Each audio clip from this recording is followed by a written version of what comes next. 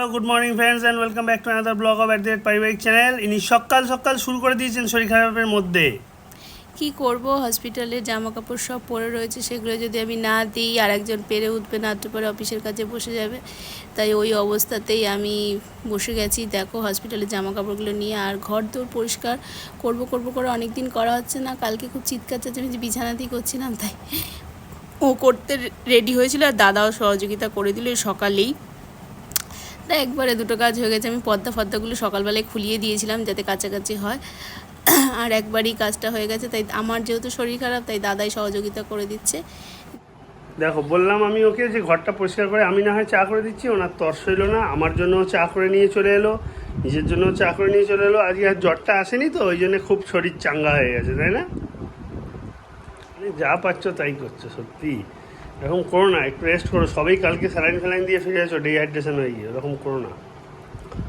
চাটা খাচ্ছ খাও, তারপরে একটু রেস্ট নাও। আমাকে বলো টুকিটাকি কী করতে হবে, আমি করে দিচ্ছি। আর দুপুরে কী খাবে দেখছি, সেই মতন রেডি করতে হবে সব। উল্টোপাল্টা খাওয়ানোও তো যাবে না এখন যা অবস্থা। কালকে আমাকে ওখান থেকে নার্সরা যা বলে দিয়েছে, ডাক্তারের কথা মতন তোমার গলা ভাত খেতে হবে। আর গলা ভাত না খাও তাহলে একটু ফল টল এনে দেবো, খাবে, শরীরের স্ট্রেংথটা পাবে। ফল বা গলা ভাত এরকম কিছু খেতে হবে, পটি টটি ক্লিয়ার থাকতে হবে আবার এখন, নাহলে আবার সমস্যা হবে। এমনি ডিহাইড্রেশন হয়ে গেছিলো, দেখছি। আমি এতক্ষণ ধরে কাজ করছিলাম, তাদের তোমার সঙ্গে আসতে পারিনি। ও শুয়ে রেস্ট করছিল। জাস্ট নাও বাথরুমে জল ঠল ভরে ঠরে দিয়ে ওকে একটু বাথরুমে দিয়ে আসলাম। ওকে খেয়ালও রাখতে হবে, কেননা ডাক্তার বলছে মাথা ব্যথা ঘুরতে পারে, যেহেতু সবে ডিহাইড্রেশন হয়েছে। কালকের দিনটাও একটুখানি সাবধানে থাকবেন। তো খুব একটা তো কথা শুনছে না, যাই হোক। এদিকে বাবাই আজকে রান্নাবান্না সব করেছে, চলো তোমাদেরকে দেখাই। আর তার সঙ্গে ও একটু পাকামি মেরে চিংড়ি মাছ ছিল, আমি কি খাবো না খাবো সেই ভেবে আমার জন্য আবার চিংড়ি মাছটা মনে হয় রান্না করে রেখে তারপরে এসে কথা শুনে না মোটে, তোমাদেরকে কি বলবো। চলো গিয়ে দেখি বাবা কী করেছে, দেখি বাবা কী রেডি করেছে। মাংস করেছে বাবা, আর শাক করেছে, ঢেঁড়স করেছে সেদ্ধ। এইটাতে মনে হয় ও আমার জন্য চিংড়ি মাছ বা কিছু একটা রেডি করে, চিংড়ি মাছ রেডি করে রেখে দিয়েছি। এই ব্যাপার। মেয়েটা এত পাকামি মানে বারণ করলেও শোনে না, কী আর বলবো, আমি তো একটু কাজে ব্যস্ত আছি। তো ওর স্নান টানটা হোক, আমি একটু খেয়াল রাখি। স্নানটা হয়ে গেলে তারপরে আমি স্নানে যাব, আর তারপর ওকে খেতে দেবো। খাওয়া দাওয়া করার পর আবার যা মেডিসিনস আছে সব দেবো, দিয়ে খেয়ে দিয়ে ঘুমাক, দুপুরটা রেস্ট নিই। আমি আমার কাজে ব্যস্ত হয়ে থাকি। এখন আমি দেখতেই পাচ্ছ 1:30 বাজতে যায়, টাইম হচ্ছে। আমি সে মতন কাজগুলো সেরে নিই সব। এই দেখো রুগী সুগী মানুষ খেতে বসেছে, আপাতত জাস্ট তরকারি খাচ্ছে, সবজি বানানো ছিল সেই সবজি খাচ্ছে।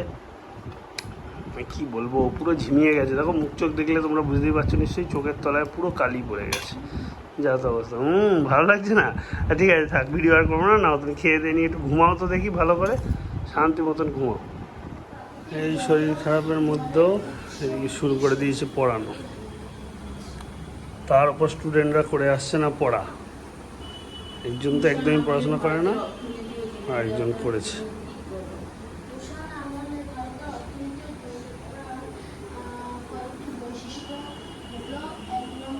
আমি কাজটা কমপ্লিট করে গেছিলাম, উঠলাম, এই যে এতক্ষণ মেশিনে কাজই করছিলাম। তা এদিকেতে ও আবার পড়াচ্ছে এখনও, দেখালামই তো তখন তোমাদের, এখনও পড়ানো চলছে, ওর কমপ্লিট হবে।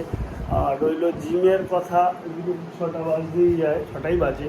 তো ও তো জিমে যাবে না, অবভিয়াস ব্যাপার, ওই শরীর নিয়ে ওকে রেস্টই করতে হবে, পড়িয়ে ওঠার পর আবার রেস্টই করুক।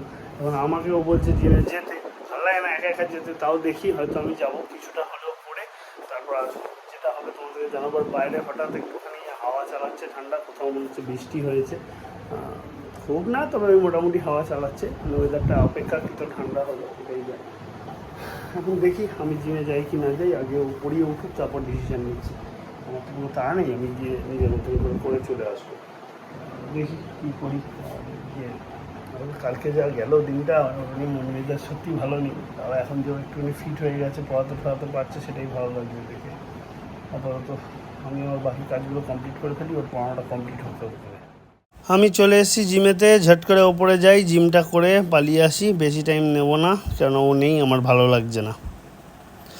যেমনটা তোমাদেরকে বললাম, জিম টিম করে নিচে নেমেও এসেছি, জিম কমপ্লিট আমার। এবার বাড়িতে যাব, ওই 1 ঘন্টা 10 মিনিট মতন করলাম ব্যাস। আর উপরে আর কিছু সেরকম দেখাতে পারিনি, জিম করছিলাম তাড়াতাড়ি করে বলে, আর তোমাদের সঙ্গে শেয়ার করা হয়নি। আমি জিম থেকে বাড়ি এসে জাস্ট নাও জাস্ট গেঞ্জিটা চেঞ্জ করলাম, বাইরেই রাখা ছিল, এখনও ঘরে ঢুকিনি। আমি একবার দেখি যে ওর কী অবস্থা, লাইট নেবানো অর্থাৎ ঘুমোচ্ছে মনে হচ্ছে। চলো দেখি কী করে। এই দেখি ভেতরে মেশিন তো আমার এখনও চলছে। কী গো ঘুমাচ্ছ?